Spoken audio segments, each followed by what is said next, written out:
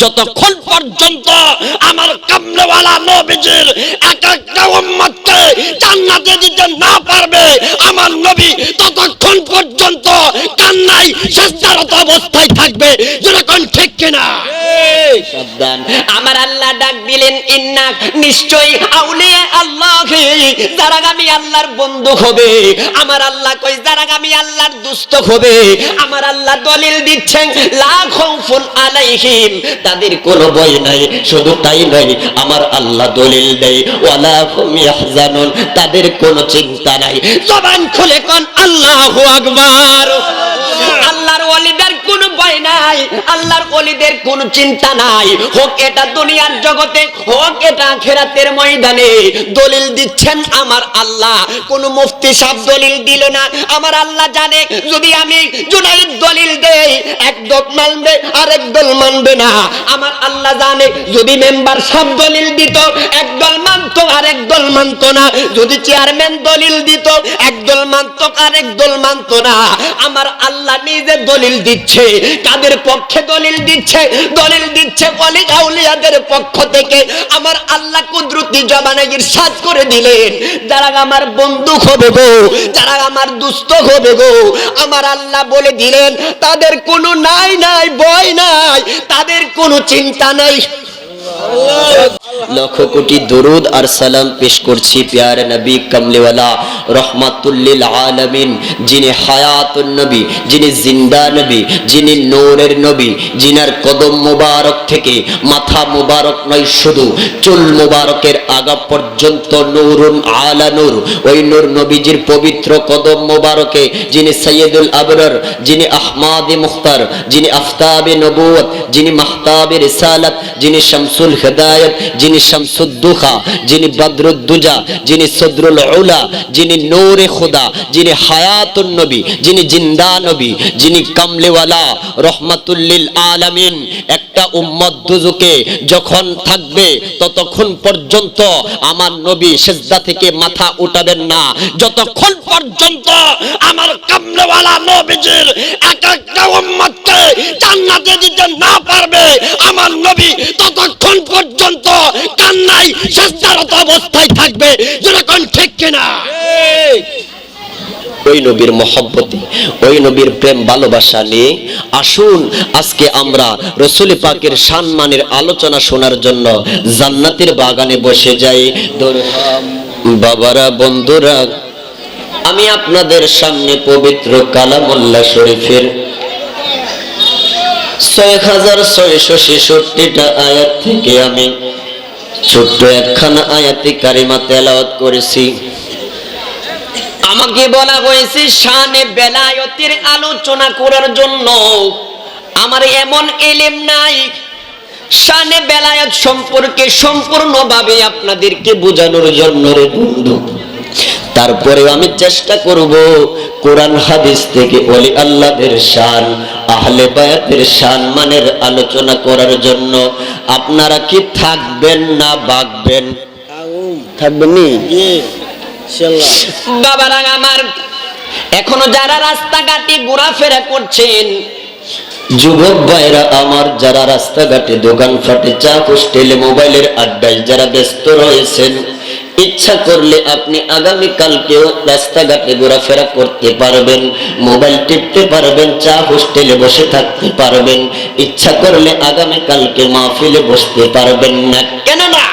আগামী কালকে এই মাহফিলটা হবে না। মাহফিল হয় বছরে একবার, মাহফিল হয় মাসে একবার। তাই আপনাদের কদমের নিচে হাত রেখে আমি বিনয় অনুরোধ করব, আমরা এসে মাহফিলের প্যান্ডেলে বসে যাই। বন্ধুরা, বাবারা, আমি পবিত্র কালামুল্লাহ শরীফ থেকে একখানা আয়াতে কারিমা তেলাওয়াত করলাম, যেই আয়াতের মধ্যে আমার আল্লাহ ডাক দিয়ে বললেন, আলা, ও দুনিয়ার মানুষ, হুঁশিয়ার, সাবধান। আমার আল্লাহ ডাক দিলেন, ইন্না, নিশ্চয়ই আউলিয়া আল্লাহ, যারা আমি আল্লাহর বন্ধু হবে। আমার আল্লাহ কই, যারা আমি আল্লাহর দুস্ত হবে। আমার আল্লাহ দলিল দিচ্ছেন, লা খাউফুন আলাইহিম, তাদের কোনো ভয় নাই। শুধু তাই নয়, আমার আল্লাহ দলিল দেয়, ওয়ালা হুম ইয়াহজানুন, তাদের কোনো চিন্তা নাই। জবান খুলে কোন আল্লাহু আকবার। আল্লাহর ওলিদের কোনো ভয় নাই, আল্লাহর ওলিদের কোনো চিন্তা নাই। হোক এটা দুনিয়ার জগতে, হোক এটা আখিরাতের ময়দানে, দলিল দিচ্ছেন আমার আল্লাহ। কোন মুফতি সাহেব দলিল দিল না, আমার আল্লাহ জানে যদি আমি জুনাইদ দলিল দেই একদল মানবে আর একদল মানবে না। আমার আল্লাহ জানে যদি মেম্বার সাহেব দলিল দিত একদল মানতো আর একদল মানতো না, যদি চেয়ারম্যান দলিল দিত একদল মানতো আর একদল মানতো না। আমার আল্লাহ নিজে দলিল দিচ্ছে।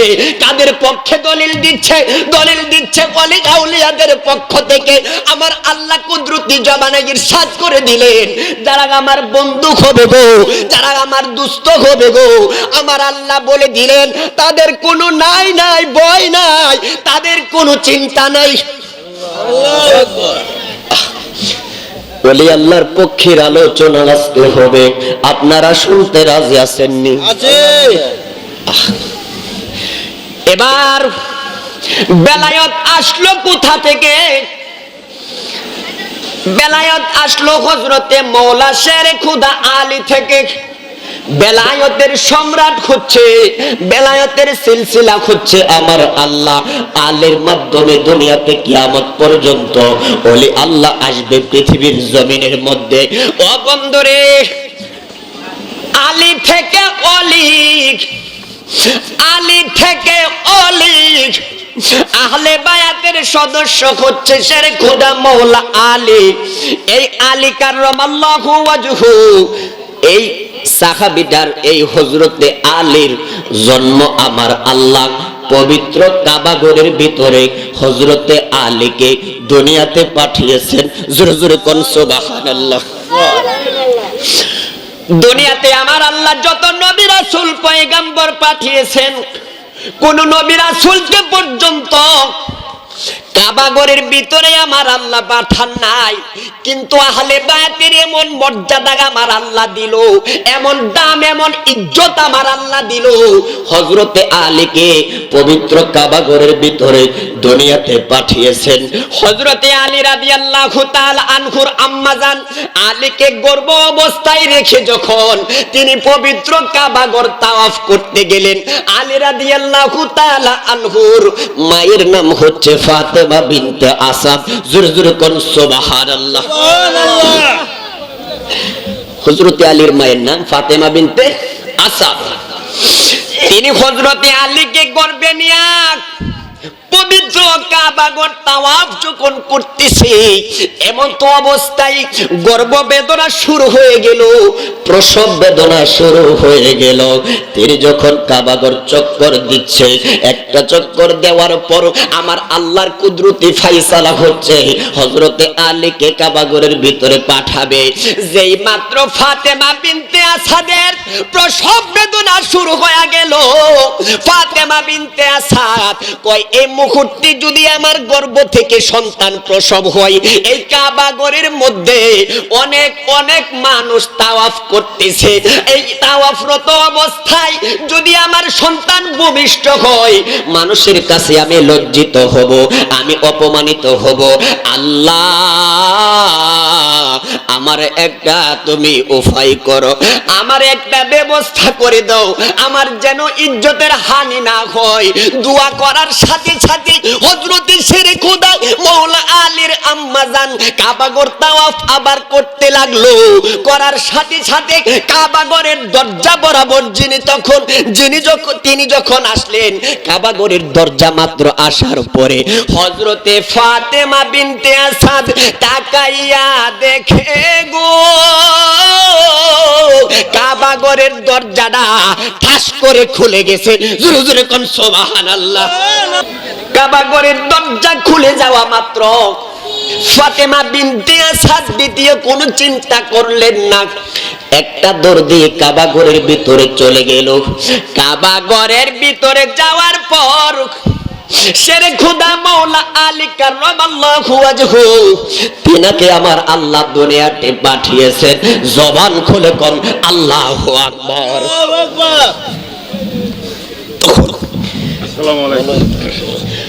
দুনিয়াতে যখন হযরতে শেরে খুদা মওলা আলী আসলো, একদিন, দুই দিন, তিন দিন যখন চলে গেল, শেরে খুদা মওলা আলী চক্ষু মেলা তাকাই না। আমাদের ঘরে সন্তানাদি দুনিয়াতে আসলে তারা মায়ের স্তন থেকে দুধ আহার করে, এটা তাদের রিজিক। কিন্তু একদিন চলে গেল, 2 দিন চলে গেল, 3 দিন চলে গেল, শের খোদা মৌলা আলী মায়ের স্তন থেকে দুধ আহার করেন নাই, এর চক্ষু মেলা তাকান নাই। ও আমার মা বোনেরা যারা শুনছো গো, ভাই বাবারা যারা শুনছো, শুনে যাও আহলে বায়াতের সম্মান মর্যাদার কথা, শুনে যাও আমার নবীর প্রেমিকেরা। আমার আল্লাহ শাফাক পাঞ্জেতনির শান কিভাবে বৃদ্ধি করেছেন, আহলে বায়াতের সম্মান ইজ্জত কিভাবে বাড়িয়েছেন। এইবার হযরতে আলী যখন 3 দিন হয়ে গেল, চক্ষু মিলা তাকায় না, মায়ের স্তন থেকে দুধ আহার করে না। হযরতে ফাতেমা বিনতে আসাদ, হযরতে আলীর মা, কোলে নিয়ে একটা দৌড় মারলো মদিনার কামলেওয়ালা নবীর দরবারে। আল্লাহু আকবার বলেন। মদিনার কামলেওয়ালা নবীর দরবারে হযরতে আলীর মা চলে গেল, ডাক দিয়া কই, নবী গো, ইয়া রাসূলুল্লাহ, ইয়া হাবিবাল্লাহ, আমার সন্তান আজকে 1 দিন 2 দিন 3 দিন হয়ে গেছে গো নবী, আমার আলী কোনো দুধ আহার করতেছে না। শুধু তাই নয় গো নবীজি, আমার এই সন্তান চক্ষু মেলা তাকাইতেছে না, আমি কি করব? আমার নবী ডাক দিয়া কই, ফাতেমা বিনতে আসাদ, তুমি চিন্তা কইরো না, দাও তোমার সন্তানকে আমার কোলে দাও। আমার নবী রহমাতুল লিল আলামিন যেই মাত্র হযরতে আলীকে কোলে নিল, কিতাব সাক্ষী দেয় হযরতে আলী এই চক্ষু দিয়া 3 দিন পর্যন্ত কিছু দেখে নাই। নবীজির কোলে দিতে দেরি, চক্ষু মেলা সর্বপ্রথম মায়ার নবীর চেহারা মোবারক দেখতে লাগলো। আল্লাহু আকবার বলো। সর্বপ্রথম এই চক্ষু দিয়া যাকে দেখছে তিনি হচ্ছেন আমার নবী রহমাতুল লিল আলামিনের চেহারা। হযরতে আলী ছোটবেলা সর্বপ্রথম চক্ষু দিয়া অন্য কোনো জিনিস দেখে নাই, সর্বপ্রথম দেখেছে নূরের নবীর চেহারা মোবারক। 2 নম্বর যখন চক্ষু মেলা তাকাইলো, হযরতে শেরে খোদা মৌলা আলীর মা ডাক দিয়া কয়, নবী গো, শুধু এই দুষ্টা আমার সন্তান তো চক্ষু মেলা তাকাইছে, কিন্তু আমার সন্তান তো কোনো কিছু আহার করে না গো নবী। আল্লাহু আকবার বলেন। এই কথা বলা মাত্র মায়ার নবী রহমাতুল লিল আলামিন নূরানি জিহ্বা মুবারকের মধ্যে হাত দিলেন।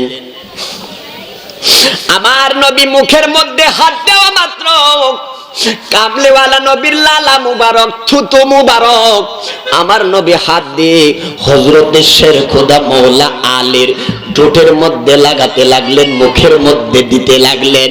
কিতাব সাক্ষী দেয় বন্দরে, যেই মাত্র হযরতে আলীর মুখে আমার নবী থুতু দিয়েছে, সঙ্গে সঙ্গে 3 দিন পর্যন্ত কোনো কিছু আহার করে নাই। আমার নবীর লালা মুবারক পাওয়া মাত্র হযরতে শেরে খোদা মৌলা আলী চুষে চুষে পান করতে লাগলো। আল্লাহু আকবার বলেন। সর্বপ্রথম যে আহারটা করেছে হযরতে আলী, সেটা হলো মায়ার নবীজির থুতু মুবারক। নবীজির থুতু মুবারক সর্বপ্রথম আলীর আহার ছিল। সর্বপ্রথম চোখে দেখলো মায়ার নবীজির চেহারা মুবারক। আমার আল্লাহকে এই পাক পাঞ্জেতনের শান মানে তো ইজ্জত দিছে, এত মর্যাদা দিল রে। শুধু তাই নয়, কাবাগরের ভিতরে পর্যন্ত আমার আল্লাহ হযরতে আলীকে দুনিয়াতে পাঠিয়েছে। জবান খুলে কোন আল্লাহু আকবার। ওখানে একদল আছে পাক পাঞ্জেতনের নাম শুনলে ব্যক্তি মারে, আছে না? পাক পাঞ্জেতন দেখতারে না। পাক মানে হচ্ছে পবিত্র, পাঞ্জে মানে হচ্ছে পাঁচ, স্তন মানে হচ্ছে দেহ। পাক পাঞ্জে স্তন অর্থ হচ্ছে পবিত্রতম 5টি দেহ। জবান খুলে কোন আল্লাহু আকবার। আমার আল্লাহ এই 5টা দেহরে পৌত পবিত্র করে দিলেন। শের খুদা মাওলা আলী, মা ফাতিমা তো জোহরা রাদিয়াল্লাহু তাআলা আনহা, ইমাম হাসান, ইমাম হুসাইন, জবান খুলে কোন সুবহানাল্লাহ। সুবহানাল্লাহ। শুধু তাই নয়, আমার নবী কামলেওয়ালা একদিন ডাক দিলেন আলীকে, ও আলী তুমি এদিকে আসো। আমার নবীর ডাক দেওয়া মাত্র হযরত শের খোদা মাওলা আলী কামলেওয়ালা নবীর সামন মুবারকে গেল। নবীজির সামনে যাওয়া মাত্র আমার নবী ডাক দিলেন, আলী রে, আগামী কালকে রাত্রে বেলা তুমি পূব দিকে যাইবা, পশ্চিম দিকে যাইবা, দক্ষিণ দিকে যাইবা, লেকিন উত্তর দিকে তুমি যাইবা না। আল্লাহু আকবার, আল্লাহু আকবার। আলী তুমি উত্তর দিক বাদে সব দিকে যেতে পারবা, আগামী কালকে রাত্রে বেলা তুমি উত্তর দিকে যাইবা না। দেখেন, যে জিনিস নিষেধ করে এই জিনিসের প্রতি আকর্ষণ বেশি থাকে, ঠিক না? ঠিক। হযরতে আলী চিন্তা করতে লাগলো, গো নবী কেন আমারে উত্তর দিকে যাইতে নিষেধ করলো? বেদ রাখি আমি আলী উত্তর দিকে ওই যাবো। আল্লাহু আকবার বলেন। জীবনে কোনোদিন নবীর কথা অমান্য করি নাই, অক্ষরে অক্ষরে আমি মেনেছি। মায়ার নবী কেন উত্তর দিকে যেতে নিষেধ করলেন গো? হযরতে শের খুদা মাওলা আলী কয়, আমি আগামী কালকে রাত্রে বেলা নবীর নিষেধ না মাইনা আমি উত্তর দিকে ওই যাবো। কিন্তু রে বন্ধু, আগামী কালকে যখন চলে আসলো, এশার নামাজ আদায় করে রাত্র যখন গভীর হয়ে গেছে, হযরতে শের খোদা মাওলা আলী ঘর থেকে বাহির হয়ে গেছে। আল্লাহু আকবার বলেন। ঘর থেকে বের হয়ে গেলেন, উত্তর দিকে তিনি যেতে লাগলেন। যাইতে যাইতে রে বন্ধু, সামন মুবারকের মধ্যে তিনি তাকাইলেন। হযরতে আলী সামনে তাকাইয়া দেখে 3টা পুকুর, একটা পুকুর ডান দিকে, আরেকটা পুকুর বাম দিকে, আরেকটা পুকুর মধ্যখানে। কিন্তু ডান দিকের পুকুরটা পানি ভরপুর হয়ে রয়েছে, একবারে কানায় কানায় পানি। বাম দিকের পুকুরটা একবারে কানায় কানায় পানি। বাম দিকের পুকুর হতে ডান দিকের পুকুরে পানি যায়, ডান দিকের পুকুর হতে বাম দিকের পুকুরে পানি যায়।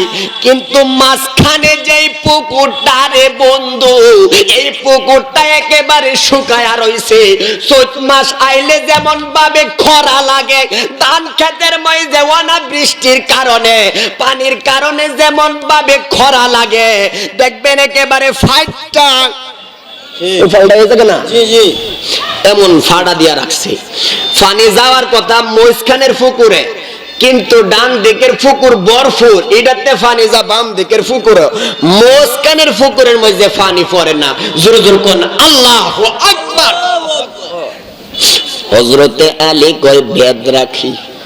কারণ কি? পানি তো যাওয়ার কথা মাঝখানের পুকুরে, এটা তো পুকুর শুকায়া রইছে, কিন্তু মাঝখানের পুকুর দিয়া পানি যাচ্ছে বাম দিকে, পানি যাচ্ছে ডান দিকে। বেদ রাখি জানি না, মায়ার নবীর কাছে জানতে হবে। হযরতে শের খোদা মাওলা আলী আরেকটু সামনের দিকে যেতে লাগলেন। আল্লাহু আকবার বলেন।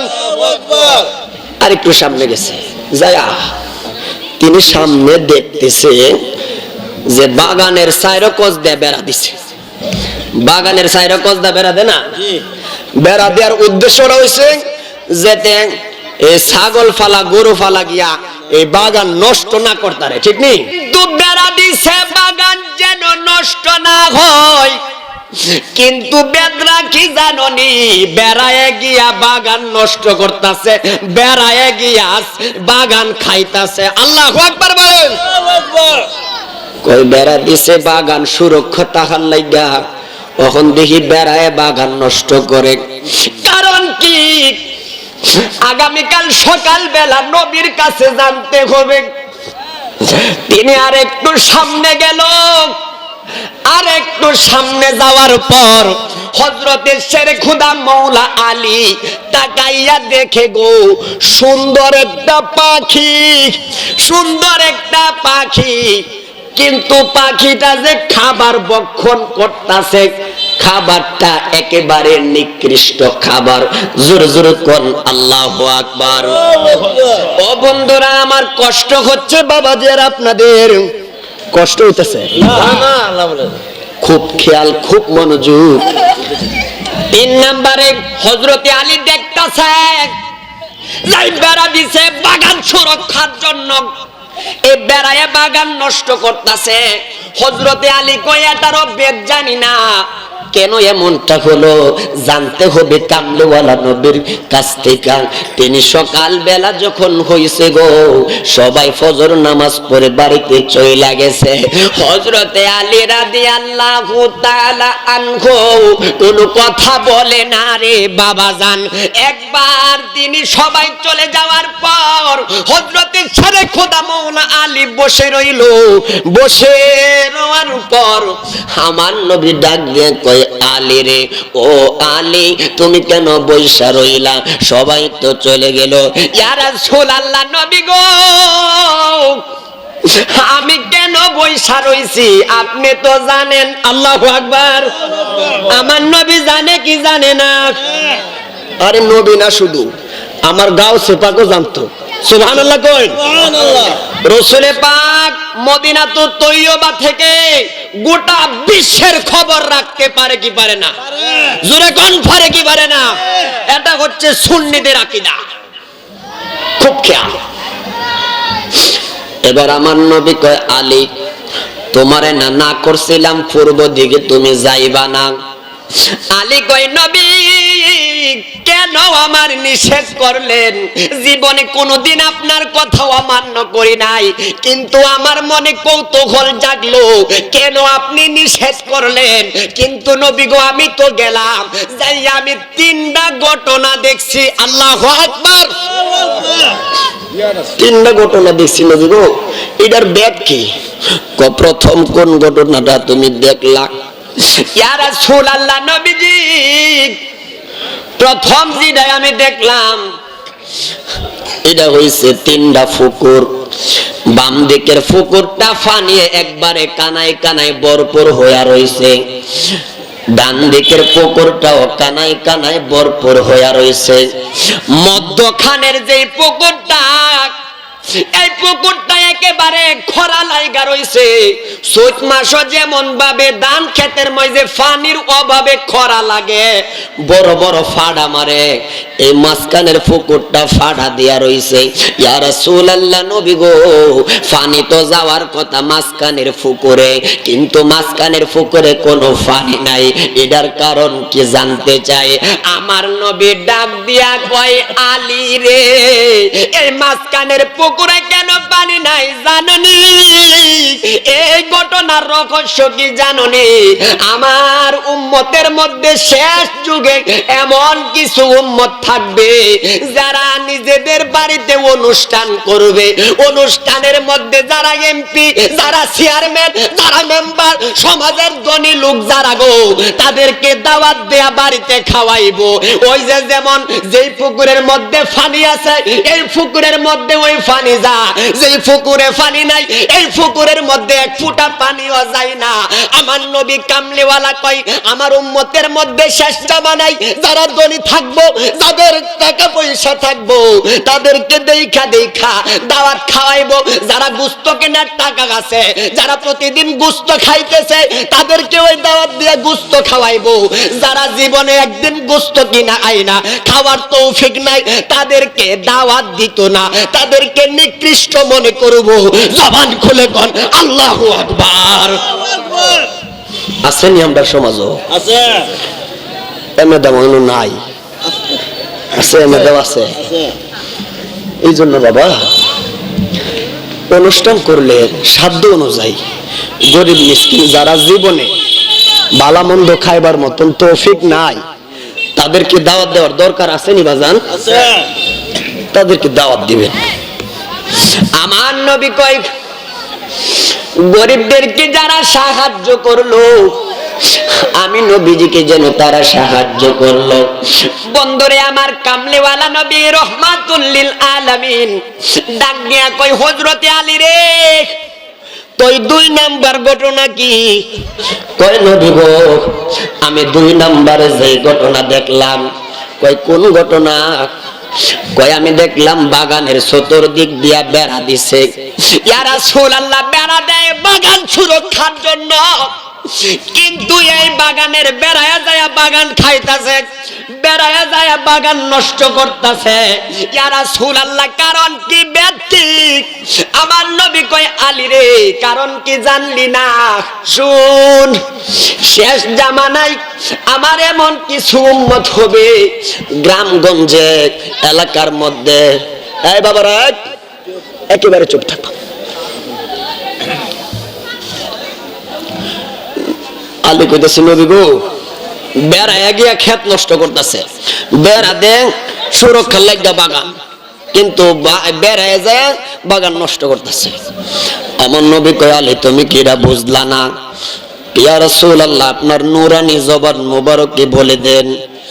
এবার নবী কইতেছে, আমার উম্মতের মধ্যে এলাকা সুরক্ষা তাহার লাগা, এলাকা বালা তাহার লাগা যাদেরকে নির্ধারণ করা হবে, যাদেরকে এলাকার মেম্বার বানানো হবে, চেয়ারম্যান বানানো হবে, মানে ক্ষমতা দেওয়া হবে এলাকা সুরক্ষা থাকার লাগা, হেরা ওই চুরি করে এলাকা নষ্ট করব। আল্লাহু আকবার কোন। হেরা ওই গ্রামে গঞ্জের চুরি কইরা হেরা ওই গ্রামে নষ্ট করব। হেরারে দিছে গ্রাম বালা তাহার লাগা, হেরার কারণে গ্রাম নষ্ট হইব। এবার আলী কই, নবী গো, 2 নম্বর কারণ তো আমি বুঝা গেছি, এবার 3 নম্বর কারণটা কি? 3 নম্বর বেদরা কি? আমার নবী কই, 3 নম্বর কোন ঘটনা? এবার হযরতে আলী ডাক দিয়া কই, নবী গো, 3 নম্বরে যেই ঘটনাটা আমি দেখলাম গো, একটা সুন্দর পাখি, পাখিটা এমন সুন্দর, কিন্তু সে যে আহার করতেছে নিকৃষ্ট খাবার, সে আহার করতেছে, সে ভক্ষণ করতেছে, তার কারণটা কি গো নবী? আমার নবী কয়, আলী তুমি বুঝলা না, শেষ জামানার মধ্যে এমন কিছু আলেম হইব, এমন কিছু টুপিদারি পাগড়ি দেখা মনে করবা এটা মনে একবারে বুজুর্গ। নারে তাকবীর, নারে রিসালাত, নারে গাউসিয়া। আসাদুল্লাহ কাদরী সাহেবের আগমন, আসাদুল্লাহ কাদরী সাহেবের আগমন। এই মাহফিলের পক্ষ থেকে, এই মাহফিলের পক্ষ থেকে না বল, কালকে কথা শেষ করে না তুমি। এবার কইতাছে নবীজি, কইতাছে নবীজি কইতাছে যে সুন্দর ফাঁকিরা যে নিকৃষ্ট খাবার বহন করতেছে, শেষ জামানায় আমার এমন কিছু উম্মত হইব, ইটা বড় বড় দাড়ি থাকবো, ইটা বড় টুপি ফিনবো, এবার গাড়িতে লইয়া ঠ্যাং পর্যন্ত জুব্বা ফিনবো, দেখলে মনে হইব কত বড় হুজুর জানি।